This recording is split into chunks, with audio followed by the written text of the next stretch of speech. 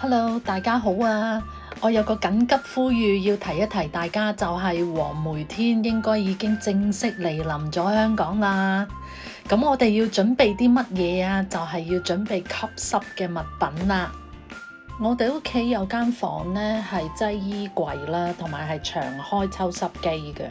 但係咧，就算係咁嘅情況底下咧，居然有一年我有件皮褸咧都發毛。咁我第一時間都係去買嗰啲咩大笨象啦，但係大家都知道係有幾貴啦，同埋咧用完係真係要掉，你冇得拖噶嘛。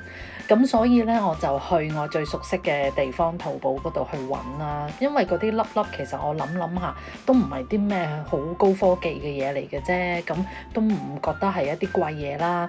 咁確實咧，原來喺淘寶咧係勁多，咁佢哋係點樣咧？係可以分開買嘅，嗰啲吸濕嘅粒粒就還嗰啲粒粒買啦，然之後咧因應你自己嘅需要，你係去買，譬如好似呢啲咁嘅袋啦，我就係買呢一啲，因為我根本冇咁嘅空間去即係一罐罐噶啦。